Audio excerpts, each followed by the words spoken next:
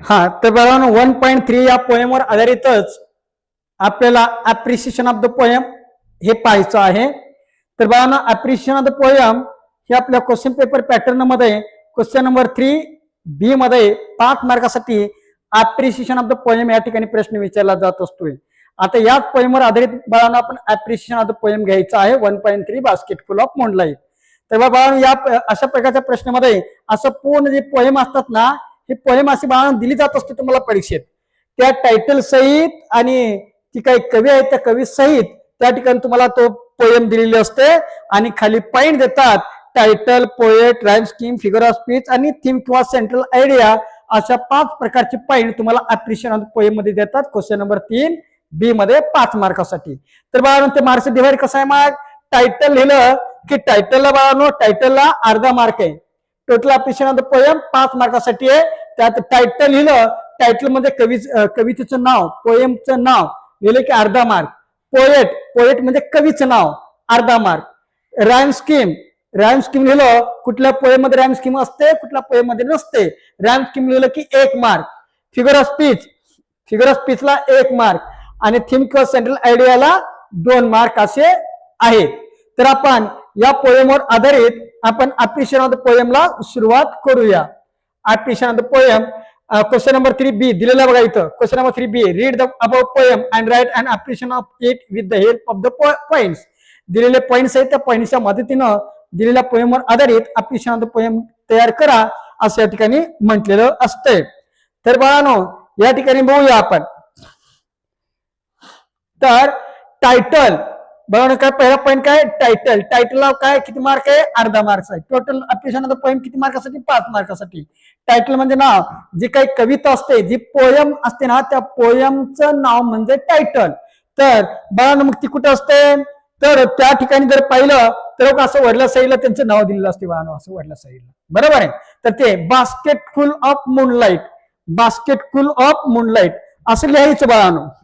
तर तसं लिहायचं poet basketful, BASKETFUL, basketful of moonlight. Basketful of moonlight लिहिला. Basketful of moonlight, BASKET, basketful of moonlight. असं अर्धा मार्क फिक्स झाला. पुढे काय बाळांनो? पुढे दुसरा पॉईंट काय? पोएट. आता पोएट म्हणलं ना, तर पोएट बाळांनो असं या ठिकाणी आपलं पोएट देतात. पोएट शेवटी जे पोएम असते ना, पोएमच्या शेवटी देतात सुनील शर्मा असं नाव आहे. तर तिथं लिहायचं आपण सुनील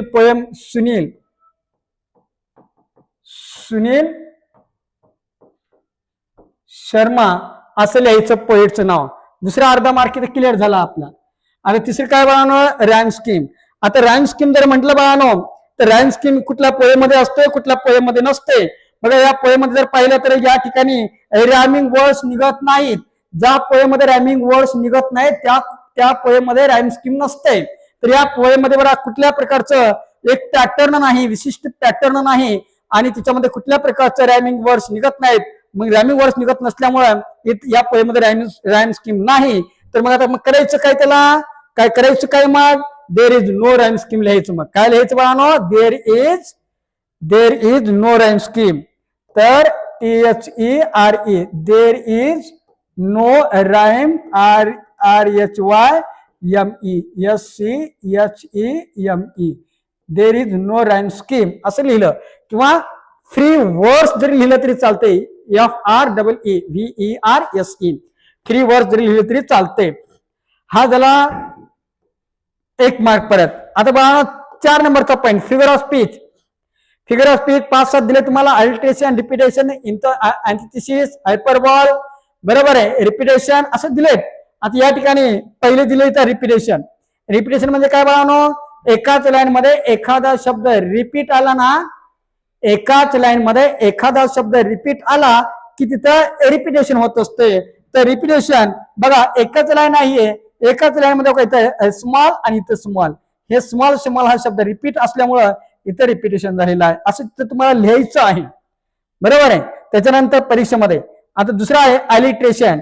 अलिट्रेशनची व्याख्या काय सांगितलं आपण, एकाच लाईन मध्ये असे दोन शब्द आलेले असतात, त्या दोन्ही शब्दाची सुरुवात समान उच्चारण झालेली असते, लेटरनं म्हणायला हरकत नाही तात्पुरतं दहावीपर्यंत. हो का. अलिट्रेशन एकच वाक्य आहे, एकच लाईन आहे, एकाच लाईन मध्ये इथं बास्केटफुल आणि इथं बास्केट्स, इथं बास्केटफुल आहे, इथं बास्केट्स आहे, शब्द अलग आहेत पण दोन्ही शब्दाची सुरुवात बीन आणि बीनच झालेली असल्यामुळे इथं अलिट्रेशन आहे.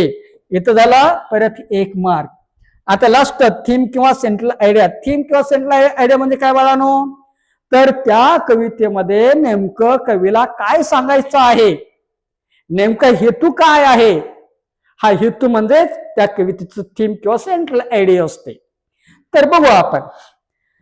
The central idea of the poem is that, कवितेचा मुख्य हेतू हा आहे की child is requesting to the moon to give him 1 or 2 basket of seeds of moonlight. कवितेचा मुख्य हे आहे की कवी म्हणजे मूल देवा त्या चंद्राकडे विनंती करतोय की टोपलीभर किंवा 2 टोपलीभर चंद्रप्रकाश देण्यासाठी. He wishes to sow seeds of moon both sides of the path from city to his village. आणि तो घेतलेला चंद्रप्रकाश त्या ठिकाणी खेडेगावापासून ते शहरापर्यंत जो काही रस्ता आहे त्या रस्त्याच्या दोन्ही बाजूला त्याला तो घेतलेला चंद्रप्रकाश पेरायचा आहे. Poet describes village life is full of dangers and he showed love for his father. आणि कवी हे पण या कवितेच्या माध्यमातून वर्णन करतात की खेडेगावातील जीवन किती धोकादायक आहे, बरोबर आहे, आणि त्याच्यासोबतच वडिलांवर तिचं किती अतोनात प्रेम आहे हे सुद्धा या कवितेच्या माध्यमातून कवी या ठिकाणी सांगतात. आणि म्हणून हे पूर्ण वाक्य आपण थीम म्हणून या कवितेमध्ये घेतलेलं आहे. अपेक्षा आहे सर्वांनी आपल्या नोट्समध्ये हे सर्वच्या सर्व लिहून तुम्ही घेतलेलं असाल. तर बाळांनो हे कोणत्या पेजवर आहे पूर्ण, तर पेज नंबर जर पाहिलं तर आपला 92 आपला ब्लँक नोट्स नंबर फर्स्ट त्याच्यामध्ये 92 या पेज नंबरवर आहे, 92 पेज नंबरवर आहे. हे सर्वांनी तुम्हाला लिहून घेतलेलं जे आता मी तुम्हाला लिहून दिलेलं आहे ते सर्वच्या सर्व तुम्हाला त्या ठिकाणी लिहून घ्यायचं आहे. पॅटर्न दिलेलं आहे, तुम्हाला व्यवस्थित त्याला पाठ करायचं, तोंडपाठ करायचं आणि त्या पद्धतीने तुम्हाला अभ्यासाची तयारी त्या ठिकाणी करायची आहे चांगले मार्क घेण्यासाठी इंग्लिशमध्ये.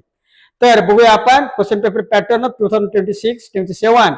हो का. क्वेश्चन नंबर सब क्वेश्चन कंटेंट त्याच्यामध्ये काय विचारतात, ते किती मार्काला आहे आणि ते किती मिनिटांमध्ये सोडवायचे असं इथं आपण या ठिकाणी टेबल दिलेला आहे. तर बघा वेळ न घालवता पाहूया आपण. Question number first a language study 8 mark 16 मिनिटांमध्ये सोडवायचे. क्वेश्चन नंबर फर्स्ट बी लँग्वेज स्टडी 2 मार्क 4 मिनिटांमध्ये सोडवायचे. आता आलं क्वेश्चन नंबर 2. क्वेश्चन नंबर 2 ए सीन पॅसेज पहिला 10 मार्क 20 मिनिटांमध्ये सोडवायचे आपल्याला. Question number 2 be seen passage second 10 minute 20 मिनिटांमध्ये सोडवायचे आपल्याला. क्वेश्चन नंबर 3 ए स्टांजा पोएम मधून 5 मार्कासाठी 10 मिनिटांमध्ये सोडवायचे आपल्याला. Question number 3 B appreciation of the poem मधूनच असेल 5 मार्कासाठी 10 मिनिटांमध्ये सोडवायचे आपल्याला. Question number 4 A unseen passage 10 marks 20 मिनिटांमध्ये सोडवायचे आपल्याला. Question number 4 B summary writing 5 mark 10 मिनिटांमध्ये सोडवायचे आपल्याला. Question number 5 A letter writing 5 मार्कासाठी 10 मिनिटांमध्ये सोडवायचे आपल्याला. Question number 5 B dialogue writing 5 marks 10 मिनिटांमध्ये आपल्याला त्या ठिकाणी सोडवायचं आहे. क्वेश्चन नंबर 6 ए इन्फॉर्मेशन ट्रान्सफर 5 मार्क 10 मिनिटांमध्ये सोडवायचे. Question number 6 B explain the theme 5 mark 10 मिनिटांमध्ये सोडवायचे.